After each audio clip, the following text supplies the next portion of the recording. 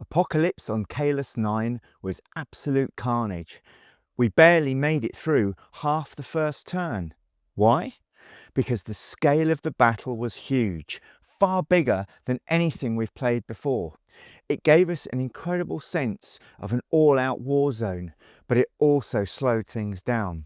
So in this video, we're looking at the aftermath, not just the battle's outcome, but also what we learned and how we can make these massive games play better. In that first half turn, the Fighting Tigers actually secured more objectives than the Emperor's Children. That was a key takeaway. Having a clear mission and moving aggressively for objectives gave a real edge, even when outnumbered. One of the biggest lessons? Quality troops beat quantity. Even though the Emperor's Children had more troops, their lower quality meant they had to rely on sheer weight of fire. And when the Fighting Tigers were exposed with no cover, that sheer weight of fire took its toll. Numbers still matter, but they need to be effective numbers.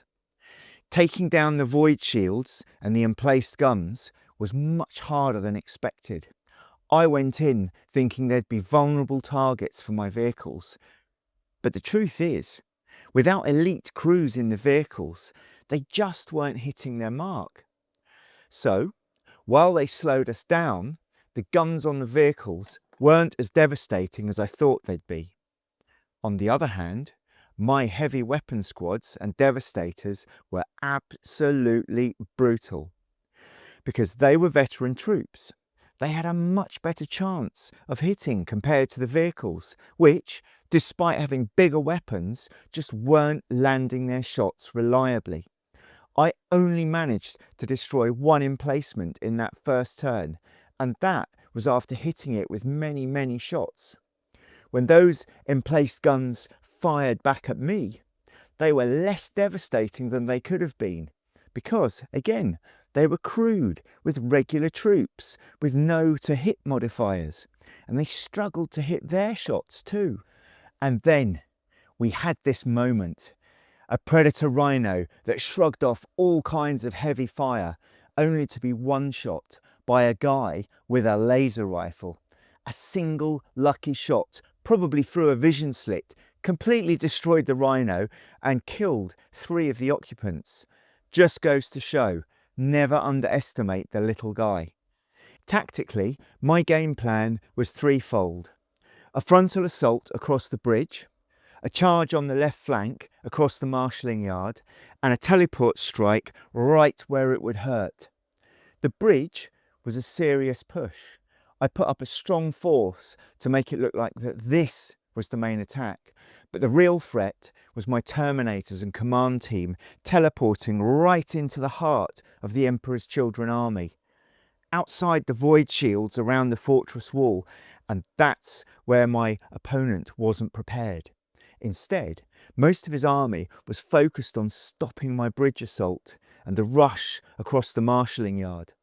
He had committed his army commander to the marshalling yard outside the fortress, and his auxiliary troops were successful in taking down a large proportion of the Marines. This is where I lost the bulk of my casualties. But the commander himself wasn't a major factor. By targeting the ammo stores that were lined up, I took a lot of collateral damage, as well as massed hits from the lasgun armed auxiliaries.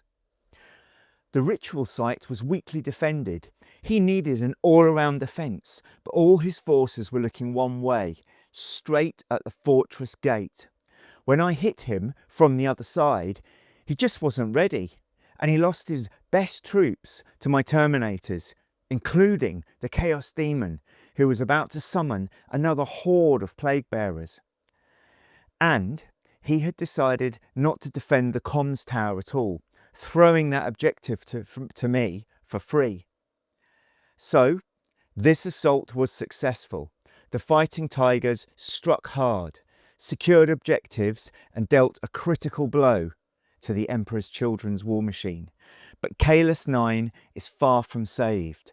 The rot of chaos has sunk too deep, and we're going to turn this single battle into a full-scale campaign.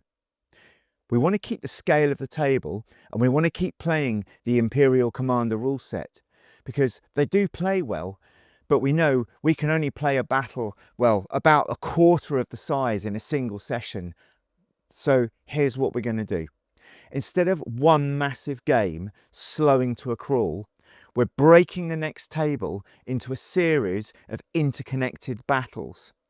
It'll be one table, 2 army lists, but the Supreme Commander for each army will split the forces into 4 according to the objectives set out on those 4 sectors of the table.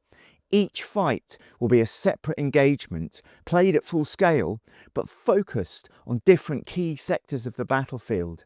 And we will release these as mini battles, episodes on this channel. It means each army will have an overall commander choosing which forces to commit, where to fight, when to reinforce. So they may decide to just not fight for some of the objectives and really focus on the others. So the objectives will matter more than ever. The successes or failures in one battle will directly impact the overall outcome. And we are hoping we won't be playing this alone.